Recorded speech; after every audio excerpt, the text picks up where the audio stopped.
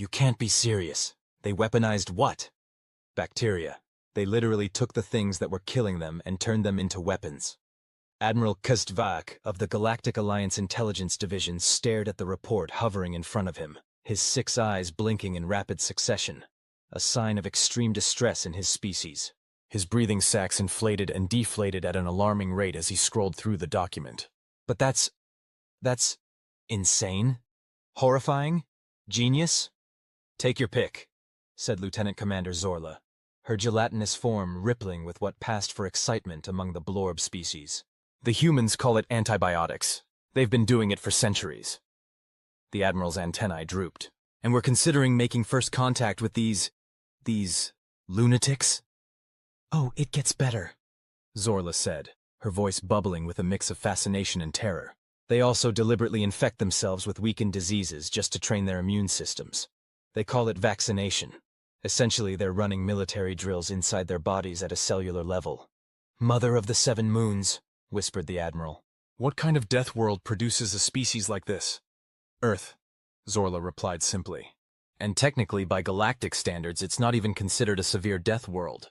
It's more like a moderately challenging environment with occasional extinction-level events, which the humans have survived. All of them so far, yes.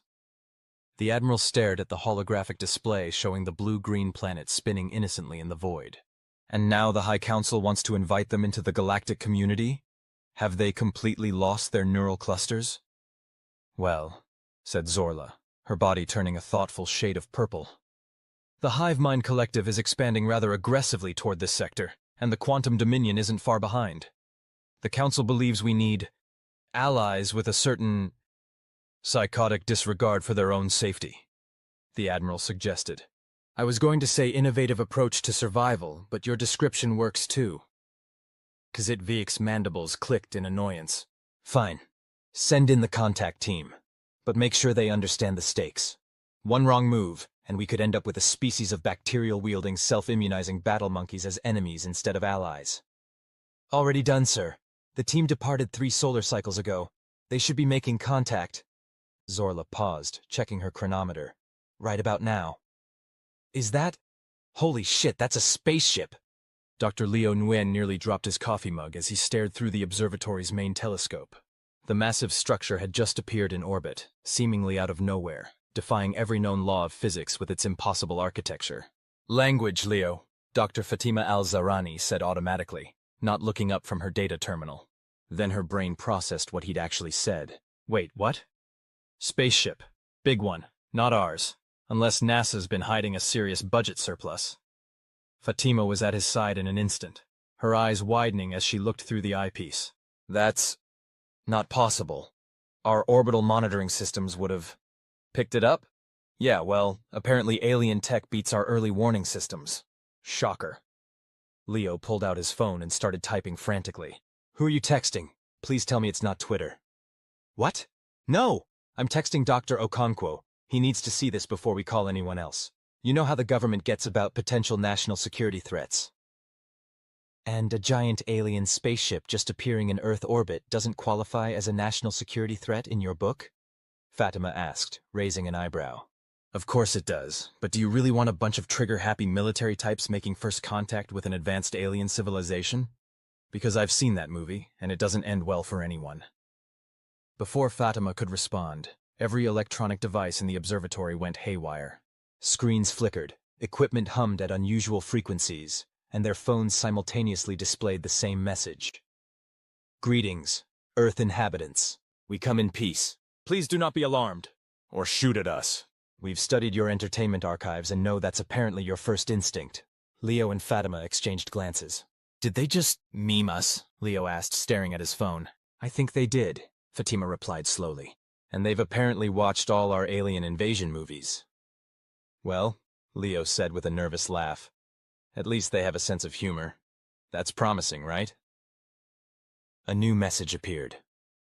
We would like to arrange a formal meeting with your world leaders. At your convenience, of course. No rush.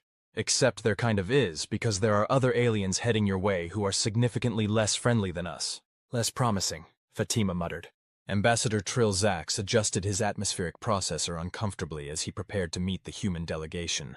The briefing materials on human customs had been extensive, contradictory, and frankly, terrifying. Remember, his cultural advisor, Nempax, whispered nervously, no sudden movements, maintain a distance of at least 2 meters at all times, and whatever you do, don't mention their biological inefficiencies or short lifespans. Yes, Vkr'lak muttered. I've studied the materials. Don't comment on their bizarre bilateral symmetry. Don't express surprise at their primitive technology. And don't, under any circumstances, mention how they reproduce. Though I still don't understand why they find it embarrassing when it's literally how their species continues to— Ambassador! Nempax hissed. They're coming! The doors to the conference room slid open, revealing a small group of humans in formal attire. Vkr'lak immediately noticed how they moved with a confident swagger that seemed at odds with their fragile-looking bodies. The lead human, a female according to his briefing materials, stepped forward with an outstretched hand. Ambassador Vkr'lak, I presume. Dr. Elena Becker, United Nations Special Envoy for Extraterrestrial Contact. It's an honor to meet you. Vkr'lak stared at the extended appendage in horror. His cultural briefing flashed through his mind. This was the dreaded handshake, a primitive custom involving the deliberate touching of bacteria-laden skin surfaces. He felt his digestive sacs contract in revulsion but forced himself to extend his upper manipulator. The honor is mine, Dr. Becker, he managed, barely suppressing a shudder as their hands met. He made a mental note to sterilize his appendage at the first opportunity. After introductions were complete, they seated themselves at the specially designed conference table, which accommodated both human and Galactic Alliance physiologies. So, Dr. Becker began, her tone businesslike but friendly. Your message mentioned other aliens who are significantly less friendly. Perhaps we should start there? Vkr'lak exchanged glances with Nempax. They hadn't expected the humans to be so direct. Yes, well, he began cautiously. There are other interstellar civilizations besides the Galactic Alliance. Some are, let's say, less interested in peaceful coexistence and more interested in resource acquisition. They want our planet, translated a human male who had been introduced as General Thompson. Not exactly your planet specifically, Vkr'lak clarified, but this star system is strategically located at a junction of several hyperspace lanes. It's valuable real estate, so to speak. And these other aliens, Dr. Becker pressed.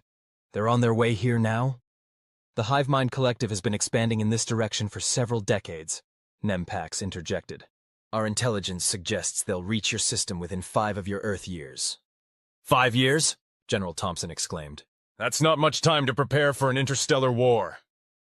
Vkr'lak's communication membranes vibrated in what humans might interpret as a nervous laugh. Oh, we're not suggesting you fight them. That would be suicide. The collective has technology far beyond your capabilities. Then, what exactly are you suggesting? Dr. Becker asked, her eyes narrowing slightly. Vkr'lak straightened his posture, all 4 of his hearts pounding. This was the moment of truth. The Galactic Alliance is offering Earth protection and membership. In return, we would establish a defensive base in your system and, well, we would like your assistance with certain military matters. You want us to fight for you, General Thompson said flatly. It wasn't a question. Not exactly, Vkr'lak said carefully. We've studied your species extensively. Humans have certain qualities that the Alliance finds valuable. What qualities? Dr. Becker asked. Nempax's skin changed to a nervous yellow hue as Vkr'lak searched for the right words. Humans are remarkably adaptable. You thrive in conditions that would kill most sentient species. You have an unusual relationship with danger and risk. And frankly, your approach to combat is unlike anything we've seen. We've been watching your historical records, Nempax added. Your world wars were particularly instructive. The speed with which you develop new weapons technologies is unsettling. I'm sorry, Dr. Becker said, looking genuinely confused. Are you saying you want our help because we're good at killing things? Vkr'lak's membranes fluttered anxiously. That's a rather blunt way to put it, but essentially, yes. The Alliance is composed mainly of species that evolved in more stable environments. We value cooperation, careful deliberation, and consensus. Which are admirable traits, General Thompson noted. Until you need to fight a war. Precisely, Vkr'lak agreed, relieved that they understood. The hive mind collective doesn't negotiate, they consume, and the quantum dominion sees all other life forms as resources to be harvested for computational power. Dr. Becker leaned back in her chair, her expression thoughtful. So let me get this straight. You want to offer us advanced technology, galactic protection, and membership in your alliance. In return, we help you develop military strategies and possibly fight alongside you against these other alien threats? That is the essence of our proposal, yes. Dr. Becker and General Thompson exchanged a long look that Trilzax couldn't interpret. Finally, Dr. Becker turned back to him with a smile that seemed both friendly and slightly predatory. Ambassador, I think this could be the beginning of a beautiful friendship. Trilzax had no idea what the reference meant, but from the reactions of the human delegation, it appeared to be positive. He allowed himself to relax slightly. Perhaps this mission wouldn't end in disaster after all. Little did he know that the humans' idea of beautiful friendship was about to turn the Galactic Alliance upside down. They want us to what now? President Oladele stared at Dr. Becker in disbelief. The emergency session of the United Nations Security Council had been convened within hours of the first meeting with the alien delegation. Representatives from all permanent member nations sat around the table, their expressions ranging from excitement to deep suspicion. They want us to help them fight a war, Madam President, Dr. Becker repeated. Or rather, to help them prepare for one. According to Ambassador Trilzax, the Galactic Alliance is primarily composed of species that evolved in environments that favored cooperation over competition. They're not natural warriors. And they think we are? Asked the French president, looking mildly offended. General Thompson cleared his throat. With all due respect, Mr. President, from their perspective, we absolutely are. The aliens have been monitoring our broadcasts and studying our history. They've seen our world wars, our rapid weapons development, and apparently they find it all very impressive. They're terrified of us, the British Prime Minister concluded, a slight smile playing at her lips. Not terrified exactly, Dr. Becker corrected. More like cautiously admiring. They see qualities in humanity that their species lack. Adaptability, aggressiveness when threatened, creativity in combat situations, and they want to harness those qualities. So they're offering us advanced technology in exchange for our expertise in warfare. The Chinese premier summarized. This sounds too good to be true. That's because it probably is, the Russian president muttered. What's to stop them from taking what they want, and then discarding us once we're no longer useful? Dr. Becker sighed. Nothing, technically. They're centuries ahead of us technologically. But our xenobiology team has been studying the limited data we have on Galactic Alliance species, and there's something interesting about them. She pulled up a holographic display showing various alien physiologies. Most Alliance species evolved on worlds with stable environments, predictable threats, and abundant resources. They developed complex social structures, emphatic reasoning, and collective problem-solving. But they also developed strong ethical frameworks that seem to be hardwired into their neural systems. They literally can't conceive of betraying an ally once formal agreements are made. It would be like us suddenly deciding to stop breathing because it seemed like a good idea. That's convenient, the Japanese Prime Minister said skeptically. It's not just convenient, it's evolutionarily sound, Dr. Becker insisted. Species that couldn't trust each other, couldn't form the complex social bonds necessary for survival in their environments. What's remarkable is how different Earth is from most habitable worlds in the galaxy. We evolved in an unusually harsh, constantly changing environment with numerous extinction-level threats. So we're the weird ones, President Oladele said. Extremely weird, Dr. Becker confirmed, and valuable because of it. The Alliance needs species like us, adaptable, aggressive when necessary, and used to thinking in terms of worst-case scenarios. What about these other aliens? Asked the Brazilian president. What were they called? The Hive Mind Collective and the Quantum Dominion, General Thompson supplied. According to our new friends, they're expanding into this sector and will reach Earth within 5 years. And they're not coming to make friends, Dr. Becker added grimly. The collective assimilates useful species and eradicates the rest. The Dominion converts organic matter into computational substrates for their AI networks. A heavy silence fell over the room as the implications sank in. So our choices are: join the Alliance and help them fight a war, or face these hostile aliens alone in 5 years with our current level of technology, the Indian Prime Minister summarized. That's about the size of it, Dr. Becker agreed. President Oladele leaned forward, her gaze sharp. Dr. Becker, in your professional opinion, is the Alliance telling us the truth? Are these threats real? Dr. Becker didn't hesitate. Yes, Madam President. Our astronomers have confirmed the presence of unusual energy signatures at the edge of our solar system, consistent with the propulsion systems the Alliance described for both the collective and Dominion vessels. They're still years away, but they're definitely coming. Another silence fell, this one tense with the weight of decision. Well, the British Prime Minister said finally, a hint of her country's famous dry humor in her voice. I suppose we should start drafting our membership application then. Anyone know the proper etiquette for joining a galactic alliance? Do we need to bring a bottle of wine? Despite the gravity of the situation, a ripple of laughter went around the table. Actually, Dr. Becker said with a small smile, Ambassador Vkr'lak mentioned something about a ceremonial exchange of cultural artifacts. I think they're expecting us to present them with something uniquely human. Like what? Asked the French president. A Shakespeare collection. The complete works of Mozart? Better yet, the Russian president suggested with a rare smile. Let's give them a complete history of human warfare, from sticks and stones to nuclear weapons. Show them exactly what they're getting. That's actually not a bad idea, General Thompson said thoughtfully. It would demonstrate our capabilities while also showing our willingness to share our expertise. President Oladel nodded slowly. Dr. Becker, please inform Ambassador Vkr'lak that Earth accepts the Alliance's offer of membership and protection, and tell him we have a very special gift to present at the ceremonial exchange. 3 months later, Ambassador Vkr'lak stood before the High Council of the Galactic Alliance, his posture rigid with a mixture of pride and nervousness. Esteemed councilors, he began, his voice modulator adjusted to project confidence. I am pleased to report that the humans have officially accepted our offer of alliance and protection. High Councilor Jazal Vix, an ancient being whose crystalline form glittered under the chamber's lights, leaned forward slightly. And their conditions? Surprisingly reasonable, Your Eminence. They request technological assistance primarily in medicine, clean energy, and environmental restoration. They are particularly interested in our faster-than-light travel capabilities, but understand that such technology cannot be transferred immediately due to safety concerns. And their military assistance? Asked Councillor Murren-Kat, her furred face unreadable. Have they agreed to our terms? Vkr'lak's communication membranes fluttered briefly. They have offered more than agreement, Councillor. As part of the ceremonial exchange, they presented us with a complete historical archive of their military development.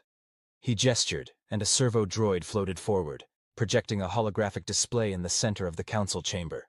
Images flashed by.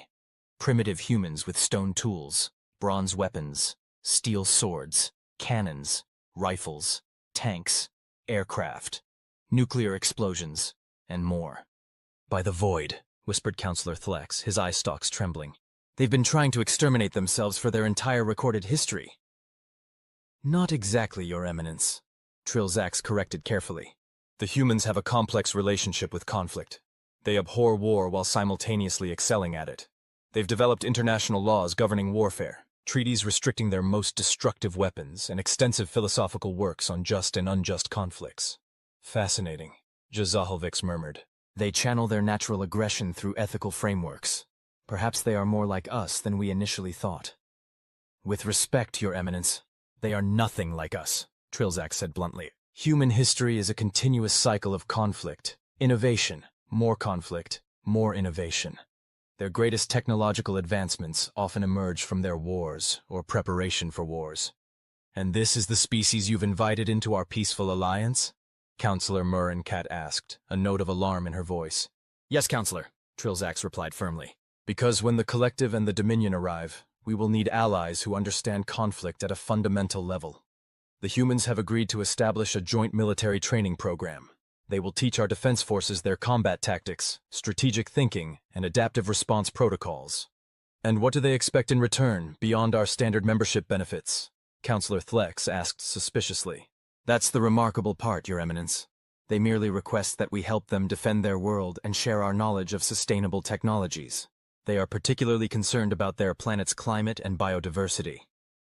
The High Council exchanged glances, their various appendages and communication organs betraying their surprise. So barbaric, yet so concerned with preservation, Vkr'lak mused. A paradoxical species.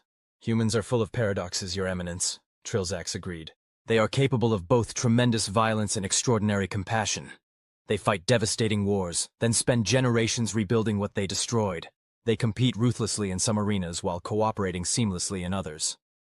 Have you explained the full nature of the threats we face? Counselor Kate asked. Do they understand what happens to worlds that resist the collective, or the Dominion? I have shown them the records of fallen worlds, Trilzax confirmed grimly. Their response was unexpected. In what way? Vkr'lak prompted. They became extremely quiet, Your Eminence. One of their military leaders, a General Thompson, asked to see our current defensive strategies against both threats. When I explained that our primary strategy has been controlled withdrawal and diplomatic appeasement, he made a sound that their cultural databases identify as a scoff and said, So basically, you've been retreating and hoping they'll stop on their own. That is a gross oversimplification of centuries of careful strategic planning, Counselor Thlex protested, his eye stalks rigid with indignation. Perhaps, Trilzax conceded. But the human wasn't entirely wrong. We have been losing ground consistently for the past 3 centuries. The collective now controls 18% of known space, and the Dominion controls 23%. At current rates of expansion, they will converge at the Cygnus arm within 50 cycles, potentially triggering direct conflict between them, with our territories caught in the middle. A somber silence fell over the council chamber. And what do the humans propose? Vkr'lak finally asked. Trilzax hesitated. They wish to review our complete strategic and tactical databases before making specific recommendations. However, General Thompson did make one preliminary observation that I found illuminating. Which was? He said, You've been fighting a defensive war for centuries against enemies that don't recognize surrender. That's not a strategy. It's a countdown to extinction. More silence, heavier this time. Bold words from a species that has never faced interstellar warfare, Counselor Kate muttered. True, Trilzax acknowledged. But they have faced extinction-level threats multiple times in their brief history and survived each one. Their planet has experienced catastrophic climate shifts, massive asteroid impacts, supervolcano eruptions, pandemic diseases, and their own nuclear weapons technology. Yet they endure. Vkr'lak's crystalline form shimmered as he processed this information. Very well, Ambassador. Your mission to Earth is deemed a success. The humans are hereby granted provisional membership in the Galactic Alliance. Pending the standard cultural integration period, you will continue to serve as our primary liaison. Thank you, Your Eminence, Trilzax said, bowing slightly. There is one more thing the humans requested that I should mention. Yes? They wish to establish an academy, they called it. A facility where human military experts would train Alliance defense personnel in combat tactics, strategic thinking, and what they call threat response scenarios. They were quite insistent about it.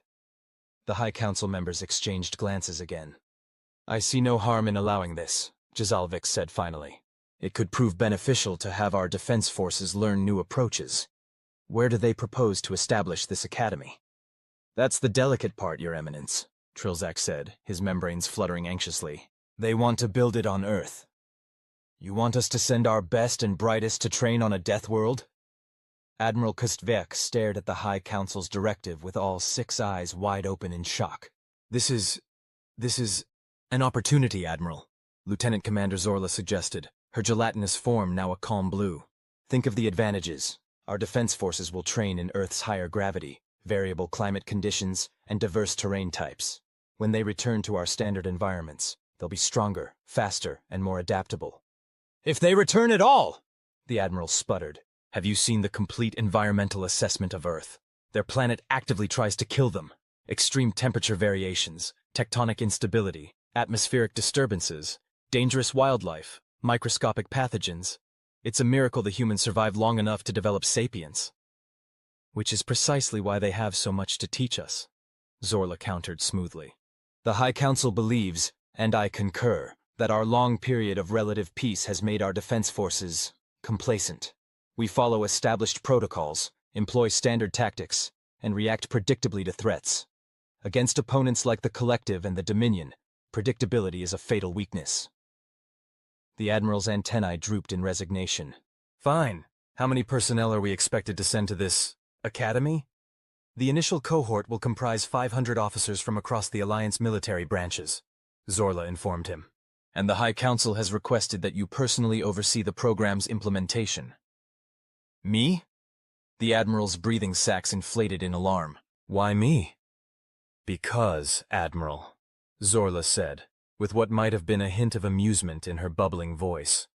You were the first to recognize the humans' potential value to the Alliance. The Council feels your unique perspective on human nature will be valuable in establishing this unprecedented cooperation. Vkr'lak stared at her for a long moment, his mandibles clicking rapidly in what his species recognized as resigned irritation. The first rule of the universe used to be so simple, he muttered. Don't touch the humans, they bite. Now we're inviting them to teach us how to bite back against the collective and the Dominion. Times change, Admiral, Zorla observed philosophically. The galaxy changes with them. And those who don't adapt become extinct, the Admiral finished grimly. I understand the necessity. I just don't have to like it. If it helps, Zorla offered. The humans have promised to modify their training facilities to accommodate our various physiological needs. No one will be asked to survive in conditions unsuitable for their species. How considerate of them, the Admiral said dryly. When do we depart? The diplomatic vessel leaves for Earth in 3 cycles. The training cohort will follow 2 cycles after that, once final preparations are complete. Admiral Vkr'lak sighed, a sound like air escaping from multiple small valves. Very well. Begin selecting candidates. I want our best. Intelligent, adaptable, and open-minded. We're not just sending them to learn human combat tactics. We're sending them as representatives of the Alliance to a newly contacted species. The impression they make will be crucial. Already done, sir, Zorla said, her form rippling with satisfaction. I took the liberty of compiling a preliminary list based on those criteria. The Admiral stared at her. Sometimes, Lieutenant Commander, I think you enjoy these disruptions to our peaceful existence. Not at all, sir, Zorla replied innocently. I simply recognize that change is inevitable, and I prefer to be prepared for it. Well, we're certainly facing change now, the Admiral muttered. Let's just hope the humans don't change us more than we're prepared for. The Earth Military Academy for Galactic Defense, or EMHD, as the humans had already acronymized it, was an impressive facility nestled in a relatively isolated region the humans called Montana. Admiral Vkr'lak had to admit, as his shuttle descended toward the landing pad, that the location had been well chosen.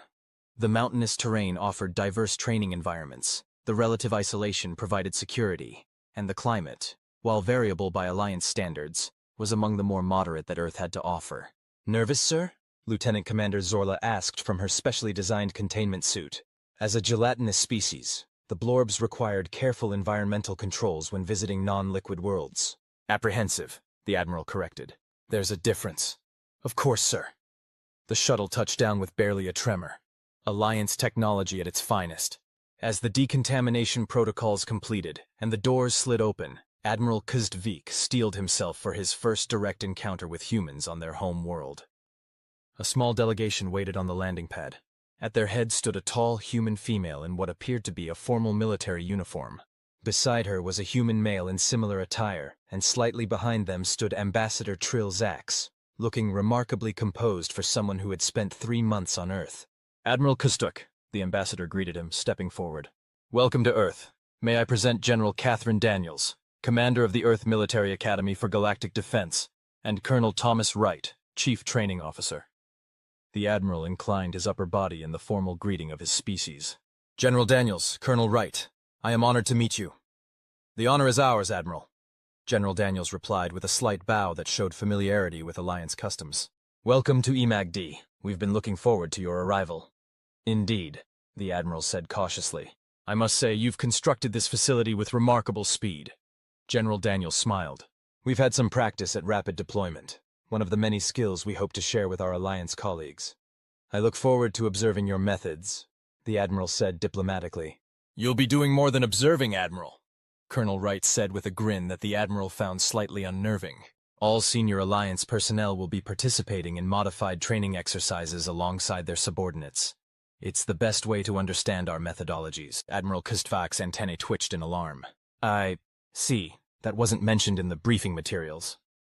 My apologies for the oversight, Ambassador Vkr'lak said smoothly. The training protocols were finalized after our last communication. I can assure you, Admiral, all exercises have been adapted for Alliance physiologies. No one will be asked to perform tasks beyond their biological capabilities. Though we might push those capabilities to their limits, Colonel Wright added, his grin widening. Before the Admiral could respond, General Daniels gestured toward the main compound. Shall we proceed with the tour? Your personnel will be arriving within the week, and we want to ensure everything meets Alliance safety and comfort standards before they get here. As they walked, or in Zorla's case, rolled toward the facility, Admiral Kzdviki took the opportunity to observe the humans more closely. Their movements were efficient, their postures alert but relaxed. They displayed none of the aggression he had half expected, yet there was an unmistakable aura of competence about them. These were not bureaucrats playing at military leadership. These were warriors who had mastered their craft. The Academy is divided into 5 main training zones, General Daniels explained as they entered the main building. Tactical operations, strategic planning, adaptability and survival, advanced weapons systems, and joint combat exercises. Each zone is designed to accommodate the various physiological needs of Alliance species while still providing realistic training scenarios. Impressive, the Admiral admitted. And all this was constructed in just 3 months? We repurposed an existing military facility and expanded it, Colonel Wright explained. When properly motivated, humans can build very quickly. And the threat of hostile alien invasion is quite motivating, General Daniels added dryly. They passed through a series of security checkpoints, each staffed by both human and Alliance personnel. Another surprise to the Admiral. Ambassador Vkr'lak had clearly been busy integrating their operations. Here we are, General Daniels said finally, ushering them into a large circular room dominated by a holographic projection of the galaxy. The Strategic Command Center. This is where we'll be developing our joint response to the collective and Dominion threats. Admiral Kzdviki stared at the display, noting the clearly marked territories of the 3 major powers, the Galactic Alliance in green, the Hive Mind Collective in red, and the Quantum Dominion in purple. Earth's solar system was highlighted in blue, a small but conspicuous point at the edge of Alliance space. You've been given access to our complete strategic database, the Admiral observed, not bothering to hide his surprise. Mutual trust is essential for an effective alliance, General Daniels said simply. You've shared your knowledge with us. We're prepared to reciprocate. And have you formed any preliminary assessments based on this information? The Admiral asked cautiously. General Daniels and Colonel Wright exchanged a glance. We have, the General said carefully, but we'd prefer to wait until your full delegation arrives before presenting our comprehensive analysis. What I can tell you now is that both the Collective and the Dominion have exploitable weaknesses in their expansion strategies. Weaknesses? The Admiral repeated skeptically. Our analysts have been studying their patterns for centuries and found no significant vulnerabilities. With respect, Admiral, Colonel Wright said, his expression serious now. That's because your analysts have been looking at the problem from an alliance perspective, seeking diplomatic solutions, containment strategies, and defensive positions. We've been looking at it from a human perspective. Which is? How to win, General Daniels said simply. Not how to not lose, how to actually defeat these threats. The Admiral's antennae quivered slightly. The Collective and the Dominion have never been defeated in direct conflict. Their technological advantages. Technology isn't everything, Colonel Wright interrupted. History has shown time and again that superior technology doesn't guarantee victory. Strategy, adaptability, and willingness to take calculated risks often matter more. Admiral Kzdvek's breathing sacs deflated slowly as he considered this. I admit, our approach has been conservative. Conservative approaches work when your opponent plays by the same rules, General Daniels said. These threats don't, so neither will we. 6 months later, Admiral Kzdvik stood on the observation deck overlooking the training fields, watching with a mixture of horror and fascination as Alliance personnel executed maneuvers that would have been considered recklessly dangerous by their homeworld standards. They're adapting remarkably well, Lieutenant Commander Zorla observed, her containment suit now customized with Earth Military Academy insignia, especially the Ventarii and Q6 contingents. They're the closest to humans physiologically, the Admiral noted. But even our more exotic species are showing significant improvement. Below them, a mixed squad of Alliance trainees was navigating an obstacle course under simulated enemy fire. The teamwork on display was impressive, each species using their unique abilities to compensate for others' weaknesses. "Admiral," a human voice called. He turned to see Colonel Wright approaching with a data tablet. "The results from the latest strategic simulation are in. I think you'll want to see this." The Admiral examined the figures on the tablet, his 6 eyes widening progressively. "These success projections can't be accurate. They've been triple verified," Wright assured him. "Your personnel have surpassed even our optimistic estimates. When we combine human strategic thinking with Alliance technology and the diverse biological capabilities of your species, well, the results speak for themselves." "The High Council will be surprised," the Admiral said carefully. "Shocked is more like it," Wright grinned. "Especially when they see our proposal for the counteroffensive." "Counteroffensive?" The Admiral's antennae shot straight up. "The Alliance hasn't launched a counteroffensive in over 3 centuries. "Which is exactly why it will work," came General Daniels' voice as she joined them. "The Collective and Dominion have never faced an alliance that fights back aggressively. Their algorithms are based on your historical patterns of withdrawal and defensive positioning. They won't be prepared for what we're planning." The Admiral stared at her. "And what exactly are we planning, General?" Her smile was simultaneously reassuring and predatory. "A surgical strike at their communication networks, followed by targeted disruption of their supply chains. We don't need to defeat their entire forces, just make expansion too costly to pursue. Hit them hard enough that they reconsider whether this part of the galaxy is worth the trouble," Wright added. The Admiral's mandibles clicked rapidly as he processed this. "The High Council will never approve such an aggressive strategy." "They might," Zorla said unexpectedly. "If the proposal comes from you, sir. You've gained significant political capital since the Academy's success became apparent." Admiral Kastvik looked back at the training field, where Alliance species that had evolved on entirely different worlds were now moving like a single coordinated organism, covering each other's weaknesses, amplifying each other's strengths. Something unprecedented was happening here. Something that might just change the course of galactic history. "Very well," he said finally. "Prepare the full proposal. I'll present it to the Council personally." 1 year to the day after first contact, representatives from every Alliance world gathered in the newly constructed Galactic Cooperation Hall in Geneva to formalize Earth's full membership. High Counselor Jazal Vix's crystalline form glittered impressively as he addressed the assembled dignitaries. "Today marks not merely the addition of a new member world to our Alliance, but the beginning of a new chapter in our shared history. The humans have demonstrated remarkable adaptability, creativity, and commitment to our common cause." President Oladele, representing Earth, smiled diplomatically. "We are honored to join the galactic community and grateful for the technological and medical advancements the Alliance has shared with us. Together, we face challenges that no single species could overcome alone." What went unspoken, but understood by everyone present, was that the Alliance's entire strategic posture had been transformed in the years since humans had joined their ranks.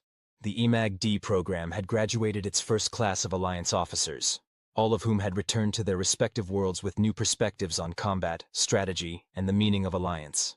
More significantly, the first joint Human-Alliance strike force was already in position at the edge of collective territory, preparing to execute the counter-offensive that Admiral Kastvik had, against all odds, convinced the High Council to approve. As the formal ceremony concluded and the reception began, Admiral Kastvik found himself standing beside General Daniels, watching the diverse species mingling with surprising ease. "Your assessment was correct, General," he admitted. "The Collective and Dominion have already altered their expansion patterns in response to our new defensive posture. The mere threat of active resistance has slowed their advance." "That's just the beginning," she replied quietly. "Wait until they experience the real thing." "You know," the Admiral said thoughtfully, "there used to be an unwritten rule in galactic diplomacy. Don't touch the humans, they bite." General Daniels laughed. "And now?" The Admiral's mandibles formed the closest approximation of a smile his species could manage. "Now I believe the rule has changed." "To what?" "Don't threaten the humans' allies. They bite together." General Daniels raised her champagne glass. "To biting together then, Admiral." "To biting together," he agreed, tapping his specialized drinking apparatus against her glass. Across the room, Ambassador Trill Zax watched the exchange with satisfaction. His mission to Earth had begun with trepidation, and was now ending in triumph. The Alliance had gained not just a new member world, but a new perspective. one that might just ensure their survival in a dangerous galaxy. As if reading his thoughts, Lieutenant Commander Zorla glided up beside him. "You're looking rather pleased with yourself, Ambassador." "I believe I've earned that right," he replied. "When I first proposed recruiting the humans, most thought I was overestimating their potential contribution. And now? Now I believe we may have underestimated it." He gestured toward where human and alien diplomats were engaged in animated conversation. "Look at them. Species that evolved on worlds light years apart, with entirely different biological imperatives and cultural frameworks, finding common ground." "It's almost enough to make one optimistic about the future," Zorla observed. "Almost?" Trilzak's questioned. Her gelatinous form rippled in what he had come to recognize as her equivalent of a shrug. "We still have to survive the counteroffensive." "True," he acknowledged. "But for the first time in centuries, I believe we might do more than just survive. We might actually win. All because someone decided to break the cardinal rule of the galaxy and make contact with the humans," Zorla mused. "Sometimes," Trilzak said philosophically, "the most dangerous rules are the ones we never thought to question." As the celebration continued around them, news arrived from the border fleet. The Joint Strike Force had launched its first operation. The counteroffensive had begun. The first rule of the universe had indeed been broken, and with it, the long retreat of the Galactic Alliance had finally come to an end. What came next would be written in the stars, together. "You know what's the most ridiculous part of this whole mess?" Captain Eliza Frost asked, leaning back in her chair and propping her boots on the edge of the conference table. "The fact that the Valkyrian Empire actually thinks we're going to roll over and give them our planet because they asked so nicely."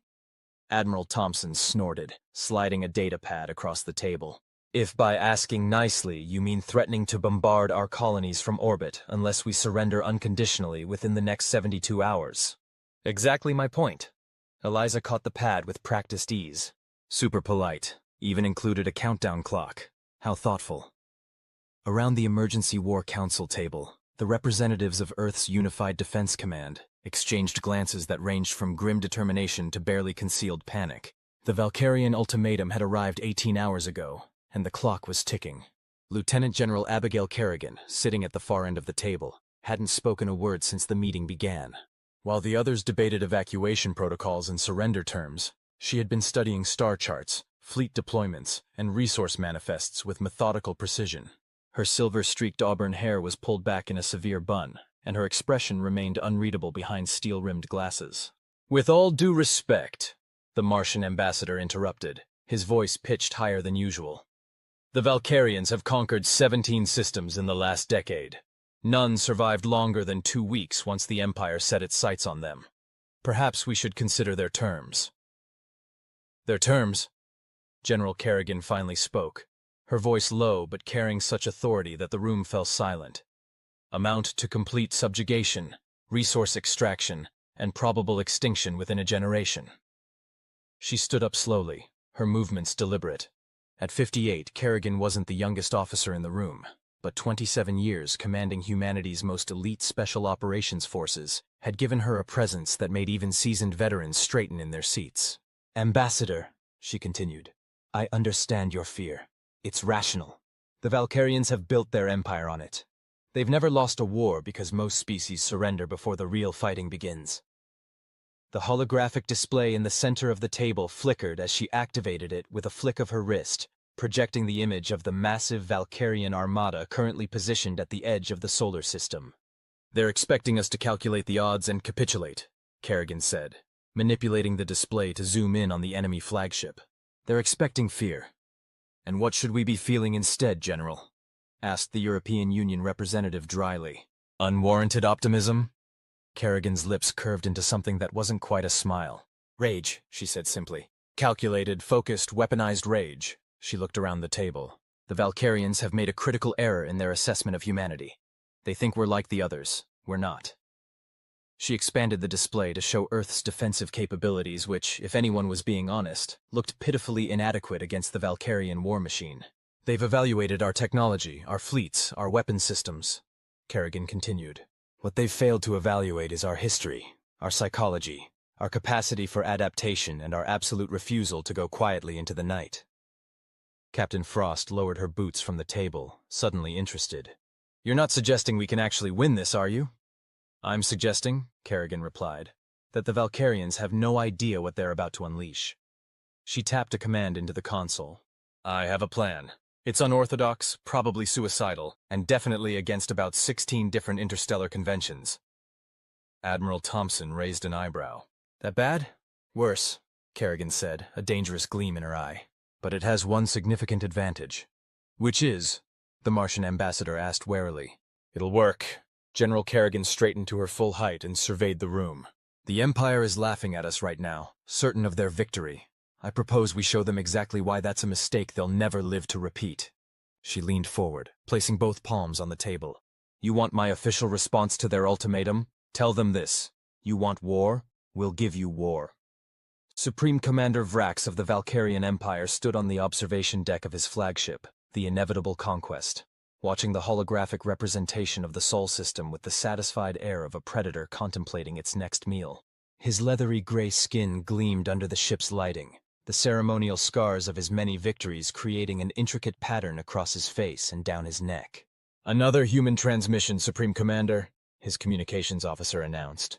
Vkr'lak flicked one of his 4 hands dismissively. "More pleas for mercy? More time to consider our generous terms?" "No, Supreme Commander. It appears to be a response to our ultimatum." Something in the officer's tone made Vkr'lak turn. "Display it." The holographic image shifted, showing a human female with auburn and silver hair, wearing what Vkr'lak recognized as a high-ranking military uniform. Her expression was calm, composed, and utterly devoid of the fear he had expected. "I am Lieutenant General Abigail Kerrigan of Earth's Unified Defense Command," the human said, her voice steady. "I've been authorized to respond to your ultimatum." Vkr'lak settled into his command chair, amused. This should be entertaining. Perhaps she would beg creatively. "You have given us 72 hours to surrender," the human continued. "We appreciate the time, but we won't be needing it. Our answer is simple: no." Vkr'lak blinked all 3 of his eyes in succession. This was unexpected. "The Valkyrian Empire has clearly mistaken humanity for one of the other species you've bullied into submission," Kerrigan continued. "This is an unfortunate error on your part. You see, humans don't respond well to threats. In fact, they tend to make us rather—" She paused as if searching for the right word. "Innovative." The Supreme Commander leaned forward slightly. Something about the human's confidence was unsettling. "You've studied our weapons, our ships, our defenses. You believe you know what you're facing. You don't." The human's eyes hardened. "So let me be perfectly clear. We will not surrender. We will not negotiate. And when this is over, the name Valkyrian will be nothing but a cautionary tale told to children who need reminding about the dangers of hubris." Vkr'lak felt the first stirrings of anger. The audacity of this primitive species was beyond comprehension.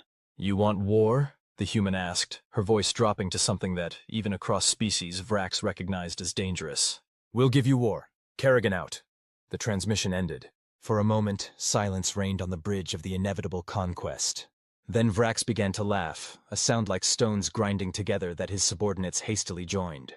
"It seems," he said once his amusement had subsided, "that the humans wish to die with their pride intact. How quaint." "Shall we commence the attack, Supreme Commander?" his second-in-command asked eagerly. Vkr'lak considered the holographic display of Earth, a blue-green jewel floating defenseless before the might of his armada. "No," he decided. "Let them stew in their defiance for the full 72 hours. It will make their eventual submission all the sweeter when they realize the futility of resistance." He settled back in his command chair. "Besides, I'm curious to see what innovations they believe will save them. It should provide some amusement before we crush them." "They're laughing at us," Dr. Samantha Lee said, her eyes fixed on the long-range scanner output. "Literally laughing.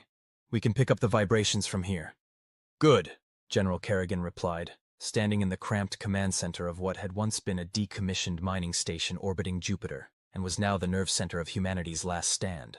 "Laughter means they're not taking us seriously. That's exactly what we need." The station, nicknamed Hail Mary by its hastily assembled crew, had been retrofitted in the 24 hours since Kerrigan's response to the Valkyrian ultimatum. Its original purpose, extracting rare gases from Jupiter's atmosphere, had been repurposed in ways its designers would never have imagined. Captain Frost entered the command center, accompanied by a tall, lanky man whose rumpled appearance belied the fact that he was one of Earth's foremost experts in quantum mechanics. Dr. Novak, Kerrigan greeted him. Thank you for agreeing to this madness. Madness? Novak grinned, pushing his glasses up his nose. General, this is the most exciting application of theoretical physics I've ever been involved in. If we survive, I'm going to win every scientific prize in existence. If we don't, well, there won't be anyone left to care about my posthumous reputation anyway. That's the spirit, Frost said dryly. Optimism with a splash of existential dread. Kerrigan gestured to the central display, which showed the status of Project Thunderclap, the desperate, improvised plan they'd cobbled together from theoretical weapons research, forgotten military contingencies, and what some might call outright scientific heresy. Where are we on the gravitational lensing? She asked. Dr. Lee tapped at her console. We've got the Jupiter-based array calibrated. The sun's output is being focused exactly as Dr. Novak predicted. Energy accumulation is at 63% and rising. And the nanite swarms? Deployed and reproducing, Captain Frost reported. They've already infiltrated the outer vessels of the Valkyrian fleet. No signs they've been detected. Kerrigan nodded. The bait?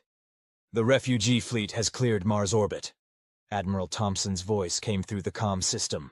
All civilian vessels are transmitting on the frequencies you specified, General. To the Valkyrians, it will look exactly like we're attempting a mass evacuation. Perfect. Kerrigan studied the tactical display, where a stream of ships appeared to be fleeing Earth in panic. In reality, each vessel was minimally crewed by military volunteers and packed with very special cargo. And how are our friends in the asteroid belt? The miners send their regards, Frost replied with a wolfish grin, and want you to know that they've always wanted to play a game of interplanetary billiards. The mass drivers are ready on your command. Kerrigan looked around at the improbable team she'd assembled. Scientists, soldiers, miners, and engineers, all working together in a plan so crazy it just might work. Or get them all killed spectacularly. Probably both.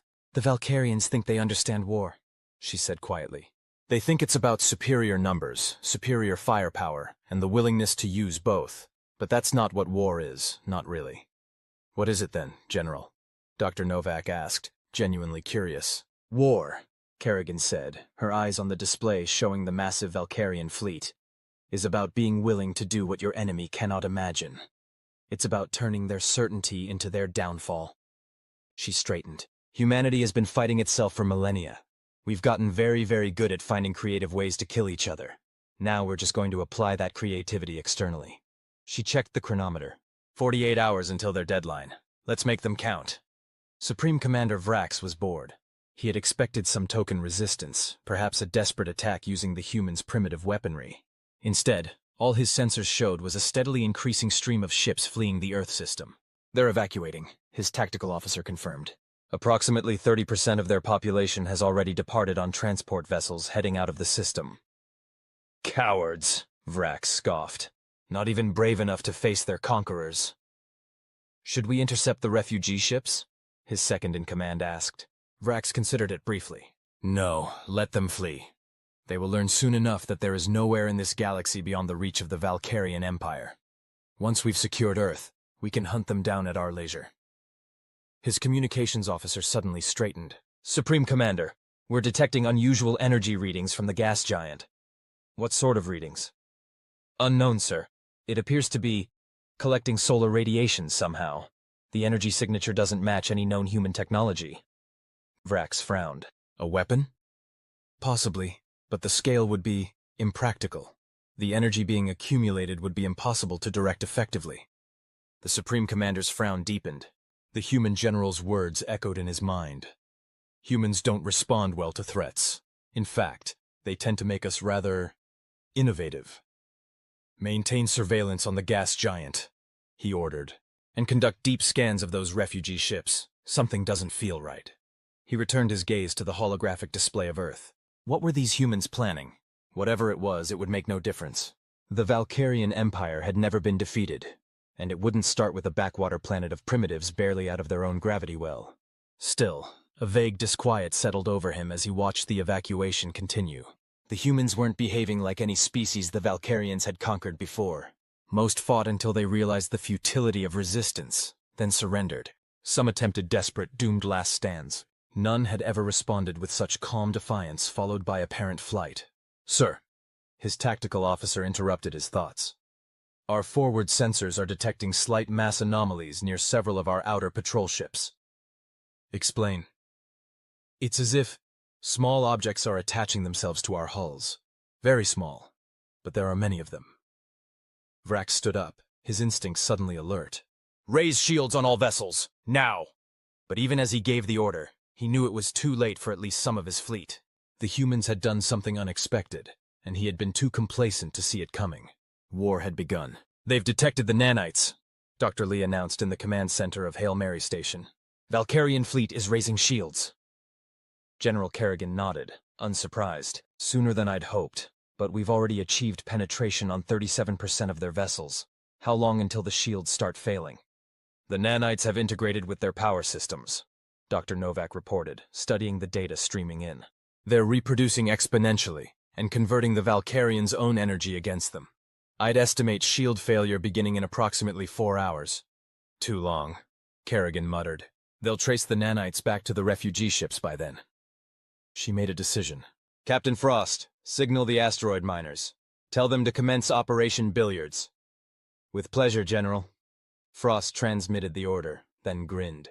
"The miners say, and I quote, 'Watch this trick shot.'"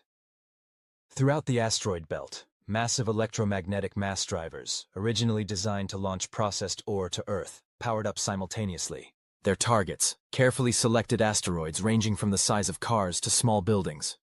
"Gravitational lensing is at 87%, Dr. Lee reported. "We'll reach critical threshold in approximately 6 hours.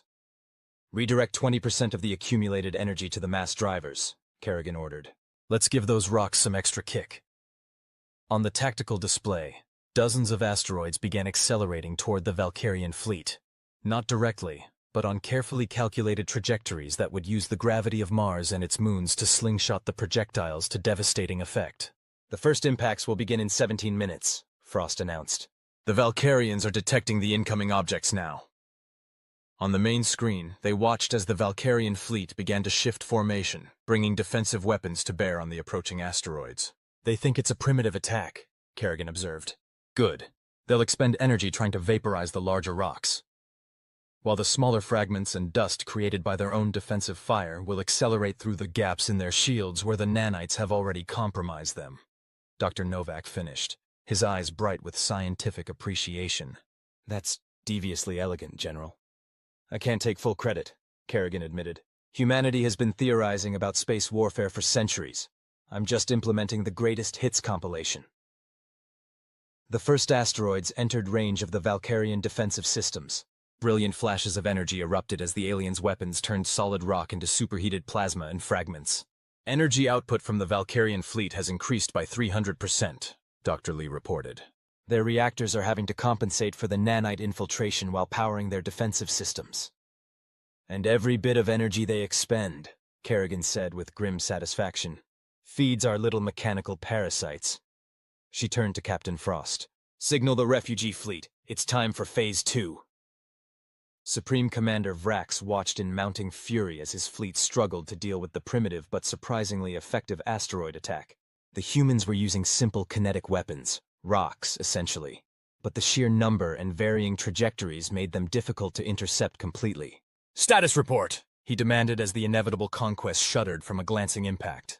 "Shield strength down to 78%, his tactical officer reported. 7 of our outer vessels reporting critical shield failures. 3 destroyers have sustained hull breaches from asteroid impacts." "Impossible," Vkr'lak snarled. "How can primitive rocks cause such damage to Valkyrian warships?" "It's not just the asteroids, Supreme Commander," his science officer interjected, her voice tense. "We've confirmed the presence of artificial nanomachines throughout our fleet. They appear to be feeding on our energy outputs. The more power we expend, the faster they reproduce and consume." Vkr'lak felt cold rage building within him. The humans had infected his glorious fleet with microscopic parasites. It was an insult he would ensure they paid for 1,000-fold. "Target those fleeing ships," he ordered. "If they want to run, let them feel the might of the Empire before they die." His weapons officer hesitated. "Sir, the asteroid field is still—" "Do it now!" Vkr'lak roared. The Valkyrian fleet shifted focus, bringing their main batteries to bear on the stream of human refugee vessels now well beyond Mars orbit. Massive energy weapons charged, their power drawing directly from the ship's reactors now infested with power-hungry nanites. "Energy spike detected from the gas giant!" the science officer suddenly shouted. "Massive directed energy." The observation deck view screen automatically dimmed as a blinding light erupted from Jupiter's vicinity. A concentrated beam of solar energy, focused through gravitational lensing and amplified by the gas giant's own magnetic field, lanced out toward the Valkyrian fleet. But it didn't strike the ships directly. Instead, the beam struck Mars, or more specifically the massive dormant volcano Olympus Mons. The surface of the red planet seemed to shudder for a moment. Then, with catastrophic violence, the volcano erupted, blasting millions of tons of superheated Martian rock and dust into space, directly into the path of the Valkyrian fleet. "Evasive maneuvers," Vrax ordered, but it was too late. The Valkyrian ships, their shields already compromised by nanites and asteroid impacts, now faced a rapidly expanding cloud of superheated debris moving at tremendous velocity. It was like flying into the breath of an angry god. As the cloud engulfed his fleet, Vrax realized with dawning horror that the human general had never intended to defeat his armada through conventional means. She had turned the entire solar system into a weapon. And on the tactical display, the refugee ships they had dismissed as fleeing civilians suddenly changed course, accelerating directly toward what remained of the Valkyrian fleet. "The Valkyrians are attempting to reorganize," Captain Frost reported in the Hail Mary Command Center. "They've lost approximately 23% of their fleet to the Martian debris cloud." General Kerrigan nodded, watching the tactical display with intense focus. "And our refugee ships?" "All on course, General. The Valkyrians are just now realizing they're on an intercept trajectory." On the display, the supposedly fleeing human vessels had reversed course and were now accelerating directly toward the damaged and disorganized Valkyrian fleet. Each ship, loaded not with civilians but with a custom-designed payload, transmitted a simple message on all frequencies. "From Earth, with love." Dr. Novak looked up from his console, his expression a mixture of scientific fascination and moral discomfort.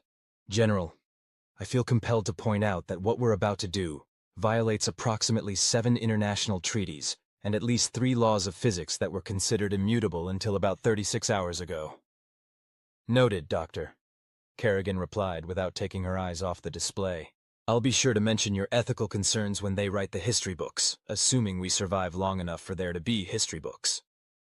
Dr. Lee's console emitted a series of urgent tones. "Gravitational lensing array is at maximum capacity, General. We can't contain the energy much longer." "We don't need to," Kerrigan said. "Redirect all accumulated energy to the refugee fleet's transmission systems." The supposedly fleeing ships, now revealed as humanity's true weapon, began to glow on the tactical display as they absorbed the massive energy redirected from the Jupiter array. "Quantum entanglement fields activating," Dr. Novak reported, his scientific curiosity evidently overcoming his ethical qualms. "Field intersection with Valkyrian vessels in 5, 4, 3, 2, 1. On the display, the human ships didn't so much collide with the Valkyrian vessels as overlap them. The quantum fields they generated, powered by the redirected solar energy, temporarily created localized areas where the normal laws of physics bent just enough to allow matter from 2 different locations to occupy the same space. For the briefest moment, atoms from the human ships existed in the same space as atoms from the Valkyrian warships. The universe, it turned out, strongly objected to this arrangement.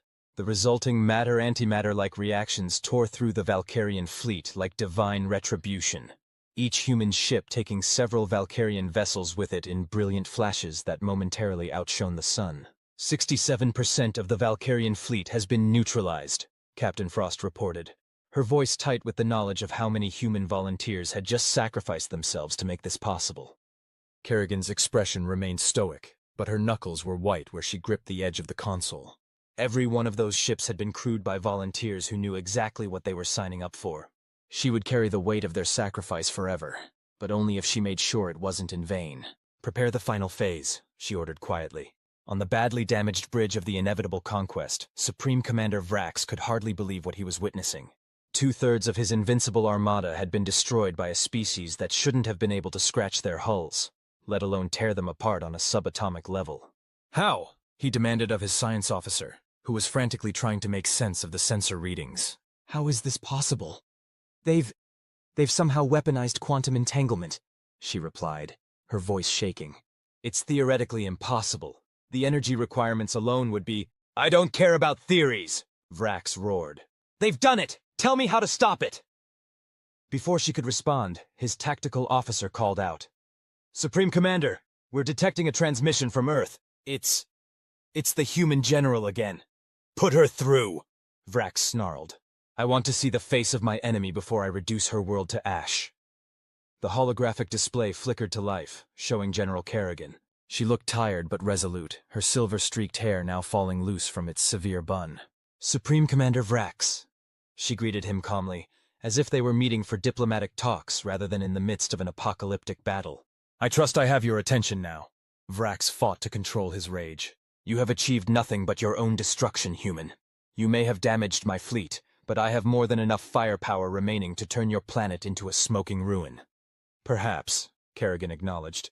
"But before you give that order, I thought you might want to know something about those nanites currently eating through your ship's systems." Despite himself, Vrax found himself listening. "They're not just consuming energy," Kerrigan continued. "They're also transmitting data, specifically the complete technical specifications of Valkyrian ship design, weapons systems, and defense capabilities.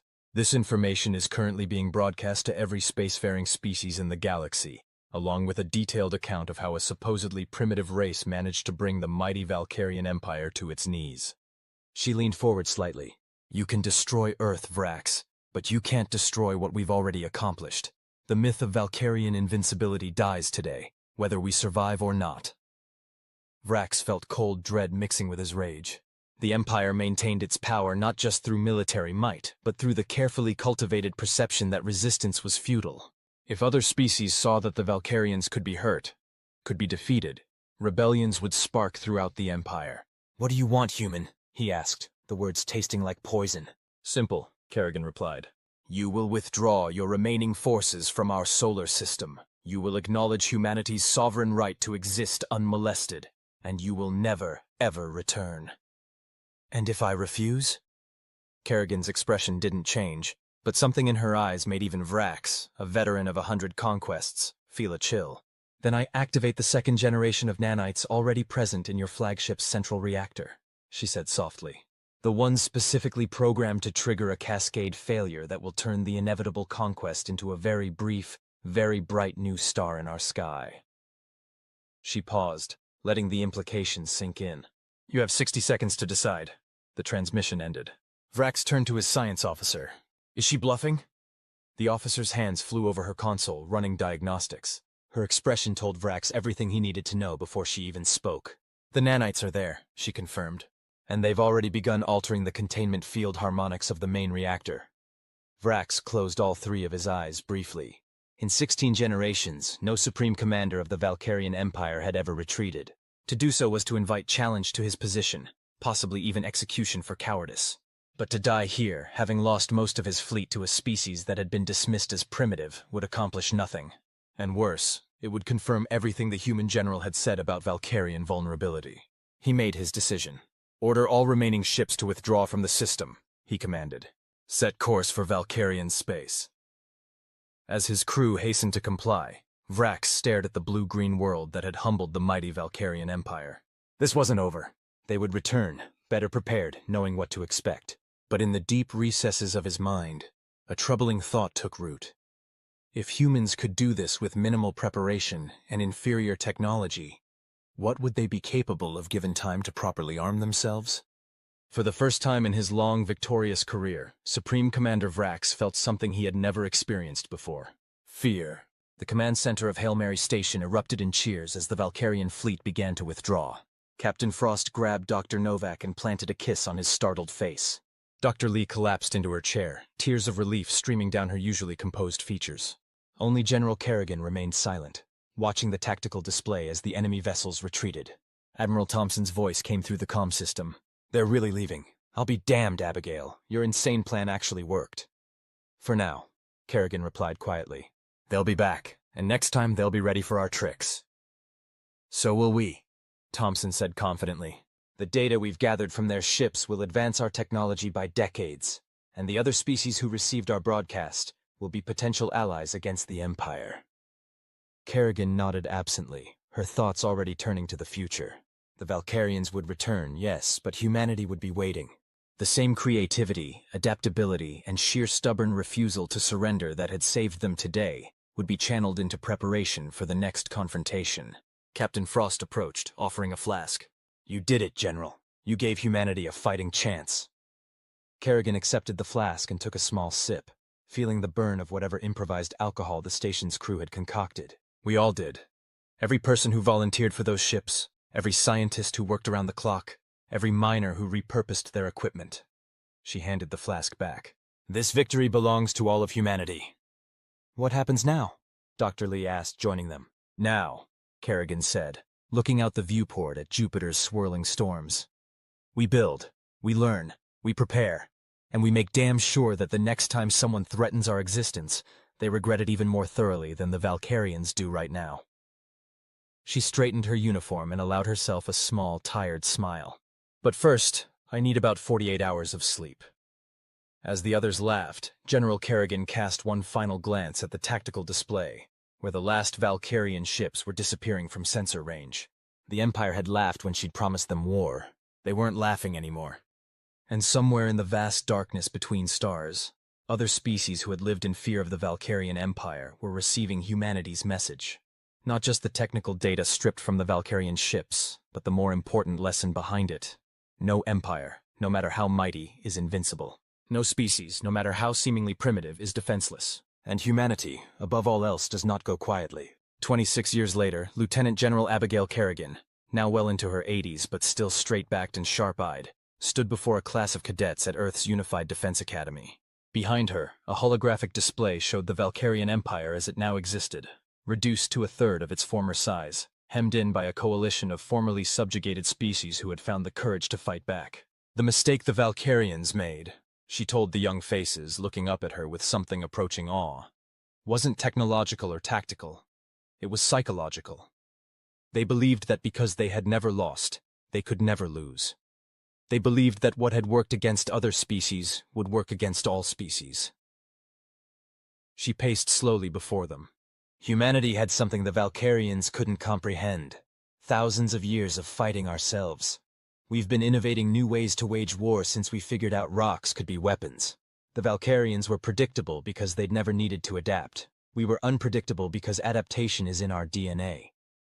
A cadet raised her hand. "General, is it true you bluffed the Supreme Commander at the end? That there weren't really any second-generation nanites in his flagship's reactor?"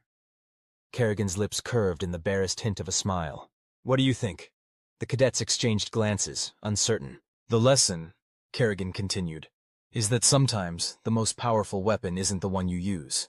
It's the one your enemy believes you might use." She paused. "And sometimes, yes, it's the one you actually have ready but hope you never have to deploy." She closed the holographic display with a gesture.